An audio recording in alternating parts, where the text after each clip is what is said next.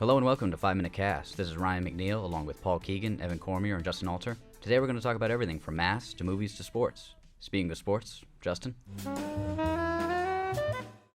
Ladies, gentlemen, anyone who's watching, or listening I should say, the NBA playoffs are here. They are among us.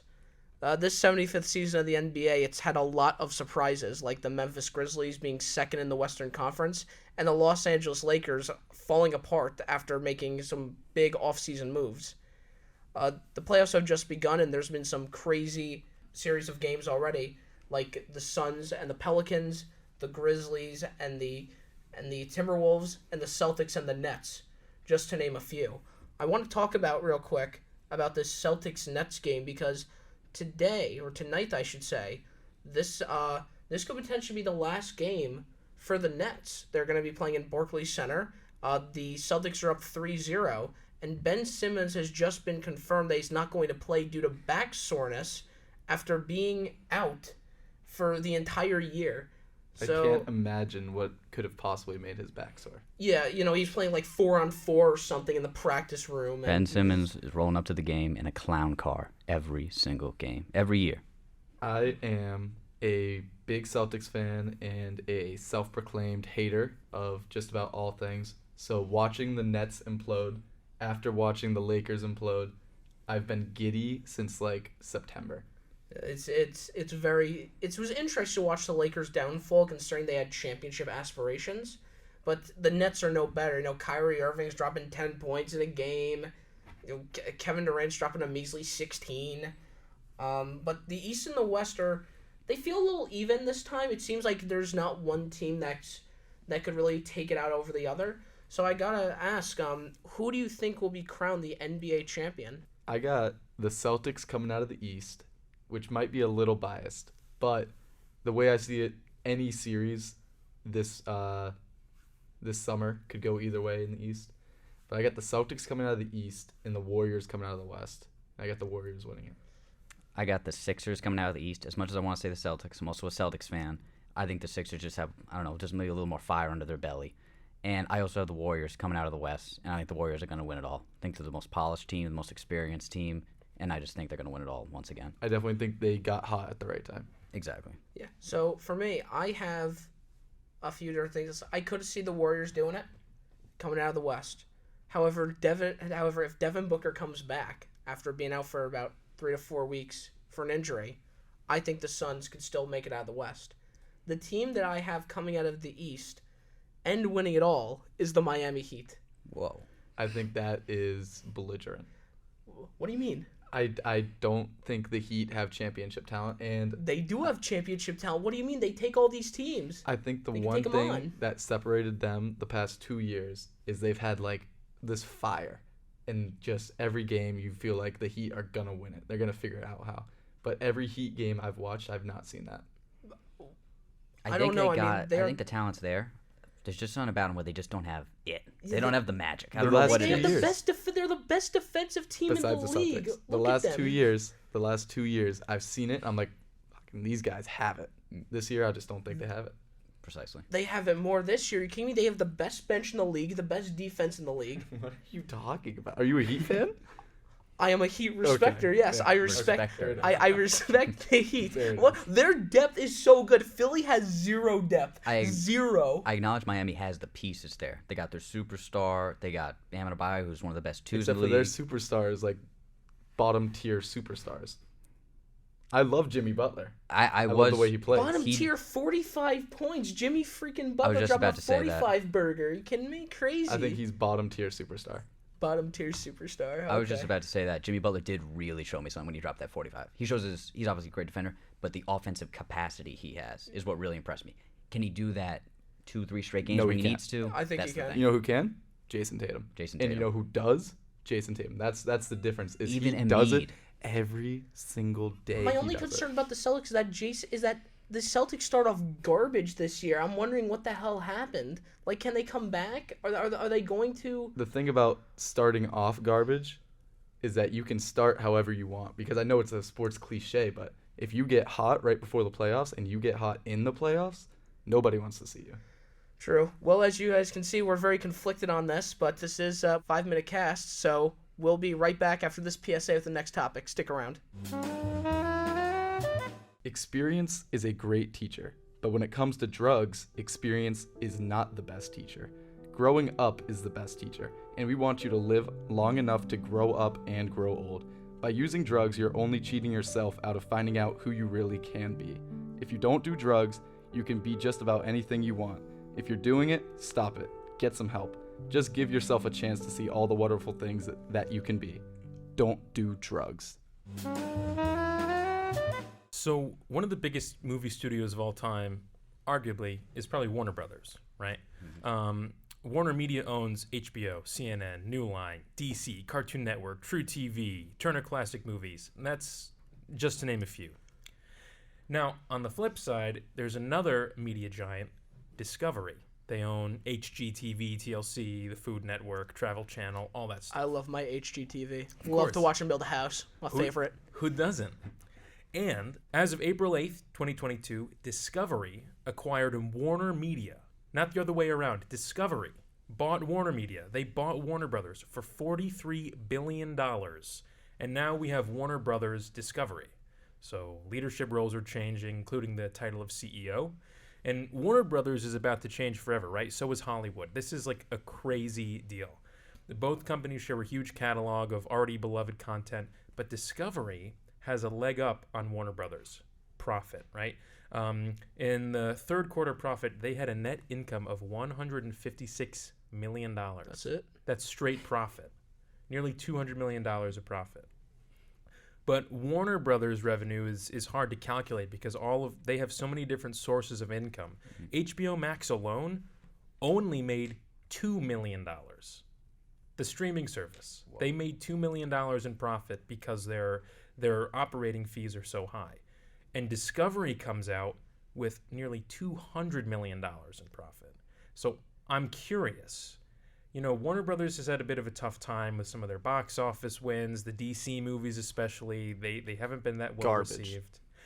So do we think that with this new guy, his name's David Zaslav coming in, he got $200 million in profit for Discovery.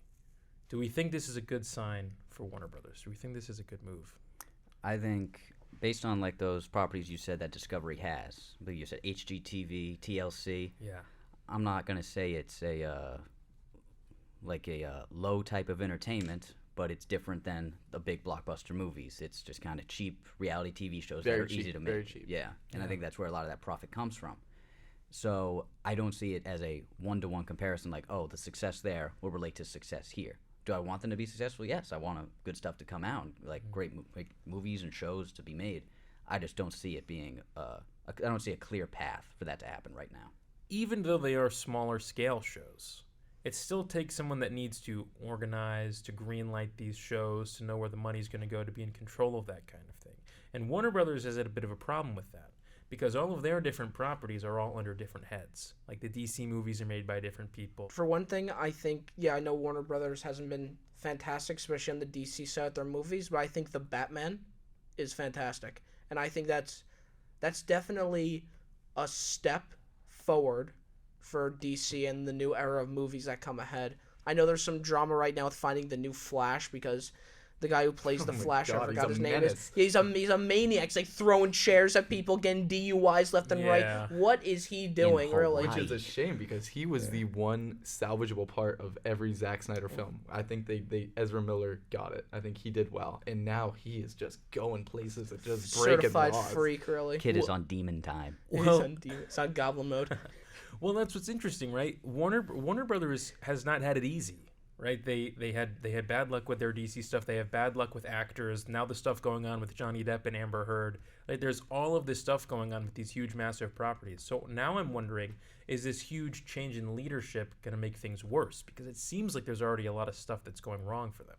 I don't think it could make it worse. I feel like this might be what Warner Brothers needed. They have more funds, more allocated properties. I feel like this could be a jolt, but I can't watch them butcher more DC. I really think I'm like the biggest Batman guy in the world. I think that's a fluke. I think they will have success with this Batman trilogy or whatever they do with Batman. But if they go and try to make a crime thriller Aquaman movie, it's not going to be the same. You can't do it with Superman. You can't do it with Wonder Woman. You can't do it with Aquaman. Batman is Batman. Yeah, I guess only time will tell. There's going to be a meeting in the next couple of weeks where David Zaslav, the new CEO of Warner Brothers Discovery, is sort of going to lay out the plan for what the company's going to do over the next couple of years. So fingers crossed it's for the best. When visiting a national forest in California, seeing a black bear can be a thrill. But if the bear rips through your tent for a granola bar, a carefree camping trip can turn deadly. Do your part to reduce black bear encounters. Store trash, food, and scented products such as toothpaste in bear-proof containers, your car's trunk, or high in a tree. Learn more online at fs.usda.gov/nfsnc. This message is a public service announcement of the U.S. Forest Service. Building off the realm of film, Marvel movies have dominated the box office for over a decade now. 4 of the top 10 grossing films ever made have been Marvel movies released in the last 10 years. Building an ever-weaving cinematic universe where one movie ties into the other, which ties into the other, over and over for 15 years is one of the coolest achievements of all time. But with a franchise that's constantly pumping out anywhere from 3 to 6 blockbusters every single year, you run the risk of becoming repetitive and formulaic. This is the biggest complaint with the MCU thus far, is a lot of the movies and shows that are coming out, you're watching them, and it's like, I've seen this before. Ant-Man and the Wasp, I've seen that before. I fell asleep. The last 3 Chronicles of the Captain America franchise. I love them. Everybody loves them. But no matter how much we love them, they're the same movie 3 times. Civil War looks the exact same as Winter Soldier. The Falcon and the Winter Soldier looks the exact same as Winter Soldier and Civil War. So you look at some of the biggest successes, it's ones where they've taken risks. Like Ragnarok is the first Marvel movie I've seen that has color. Like it's real, it's vibrant, it's cool. No Way Home was ripped straight out of a comic book. Some of the shots are insane. It's like a cool story. They're taking a risk. The world's getting tired of the green screens and the little quips. What do you think the MCU has to do in the future to keep you guys engaged? Well, for one thing, they need to... Personally, this is a bit of a hot take. They need to cut down their movies a little bit. I think some of them run a little long. Like, how long was Endgame? 3 hours? 3 hours. Yeah. It did not need to be 3 hours. You could have cut that down to maybe 2:20. My thing about Endgame is I give them a pass. Because it's them Because saying... it's the finale. I It's agree. them saying, this is the end of what we've done. Look at this. Take this in. It wasn't really a movie. It's kind of like an experience.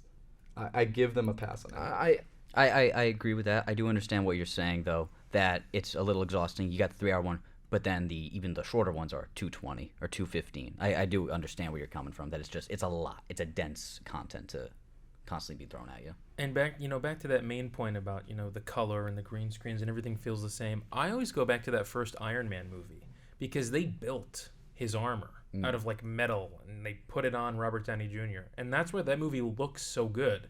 It's almost 20 years old, that movie, but it looks fantastic. And then you go and watch something like The Eternals, which is like 3 hours long and it's The gray. thing is, and The it's Eternals, boring. I see just a giant flying Dorito in the sky, and I know this Yeah. movie's gonna suck. Yeah, it's also I mean, what's so strange and is that there's this over reliance on like the CGI and the green screens and stuff, but their older movies when they actually built the props and everything, it just looks so much better. It has so much more character to it. They will have a scene where they're standing in a field of grass.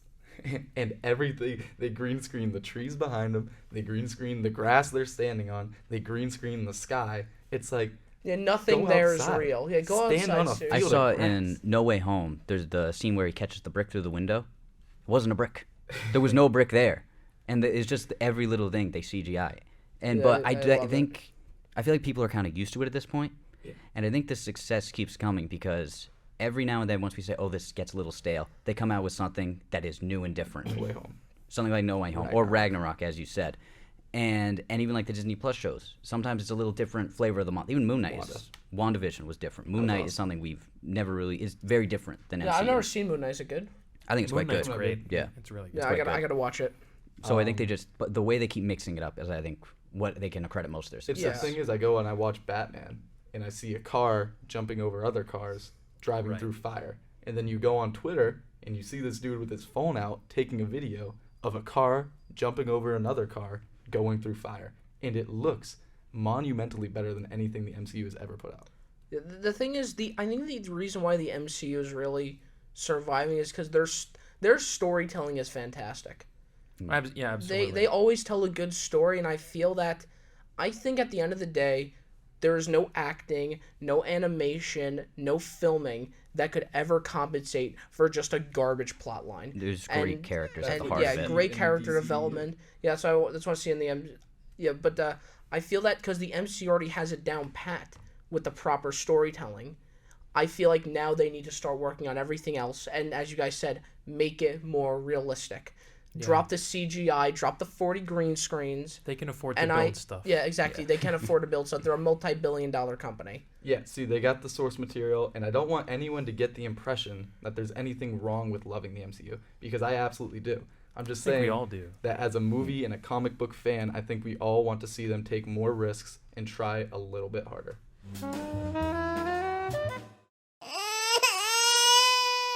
In the United States, 3 out of every 10 girls will have a child before turning 20, adding up to nearly 750,000 teen pregnancies every year. Sit down with your kids and educate them on safe sex. The romance may be a great moment, but being a parent lasts forever. Over 2 years have now passed since COVID lockdowns first began. Masks are still worn in the classrooms here at Sacred Heart, but restrictions are slowly being phased out. As the spring semester closes, the question is, will masks still be worn in the fall? Oh yeah, absolutely. Just one thing that another big thing is is the vaccine. That's no longer recommended anymore for the fall, so that is a big step. But I do still think they're going to keep the masks. It wouldn't surprise me if it's, and I'm talking temporary. Like, it wouldn't surprise me if in October they drop them, because remember, we're going to be coming back from a summer break. That's like 3 months of time, 4 months of just not being here. So they're going to check the numbers. They're going to see what they can do. And I think, and I know that the coronavirus planning team is going to make the right decision based off the number of cases they get after summer. But it wouldn't surprise me if they stay low. It would not surprise me if come Halloween, it's dropped for good. Listen, I'm going to break the fourth wall here. I'm looking outside the window in the podcast suite. I see about 15 people and not one mask. I do not see us returning in masks next semester. I think what could be interesting to see is the fall is a lot harder to manage than the spring, because in the fall you have Halloween, you have Thanksgiving, you have Christmas, you have all of these, where people are going home, then they're coming back to campus. So I definitely can see masks being a bit more strict in the fall. But in the spring, we really only have spring break and Easter, and that's it. So I think the spring is more likely to have relaxed mask policies. The fall is harder because there's a lot more people going home, people coming back, people going out to parties, that kind of thing. Yeah, I think it's going to be based on the numbers more than anything. But I do think they are going to ask teachers, and the teachers are going to be like, well, a lot of the kids just don't wear them anyway. And a lot of my professors don't even care. So I do wonder how they're going to react with that. If they're going to say, all right, we're going to be a little more stricter, make sure you wear them, or they're just going to give up and say, all right, it's time. I fully agree. I feel like it'll come down to, like, the professor gets to decide. Because obviously, it's his Yeah, they classroom, could make a their professor's classroom. choice. They could always do that. True. I'm not sure if that will be allowed, though, because the thing is that I'm not sure how students will feel about that, because let's say, for example, on Monday they have 2 classes, and then one professor says, oh, you don't need the mask, and the other one they do. They're going to be like, well, this professor does let me wear a mask. Why do I have to wear one here? I think that's going to cause some issues. I think at the end of the day, no matter what happens, there's always going to be an issue from somebody. There's always going to be that 10% of people that are going to complain. But I like the direction we're going right now. I am still sticking with Halloween. They're probably going to check to see numbers, but I think we're coming really close to potentially dropping the mask mandate as a whole. I mean, I live in the real world, and I know that a lot of people, if they have a chance to say, you know what, it's on your hands, you do it, you take care of it, that's where I see our, upper the people who make the big bucks, making the rules. That's where I see them going. I see them going, you know what, hey, we made it the teacher's choice, it's out of our hands, and now everything can happen as it will, but now it's not their fault. Yeah, exactly. I think that's a very good point about Halloween, because our freshman year, numbers were, like, fairly good all things considered. And then, Halloween happened. exploded. Yeah. Halloween weekend. I was in Bergoglio when that happened, and people were just scurrying around. We took- found it out took Entire that 6 dorms days. got locked down. Yeah. So our dorm got locked down 2 weeks before we were supposed to go home Yeah. for the 2-week quarantine and finals week, and it exploded. There, people were running around. They were sprinting to the market. I was sprinting to the market. My God, it was insane. And people are wondering what happened. And I find out that's because I wasn't there. I was at home, and it was because people for Halloween were like partying all weekend. Obviously, as they will. It was- As they should. It Next took year they will. till November 6th till they said, all right, the numbers are too high. Only 6 days. That's all Yeah, it took. because it had like an 100K spike. That's why. Yeah, it'll be interesting to see what happens. I think there's a lot of ways it can go, but if the numbers stay low, I think we're looking pretty good. As always, the COVID situation is very fluid, and only time will tell when we get back to normal or we get fully acquainted with the new normal. But only time will tell. Thank you for listening to 5 Minute Cast, brought to you by Paul Keegan, Evan Cormier, Justin Alter. My name is Ryan McNeil. We hope you enjoyed the show, and thank you for listening.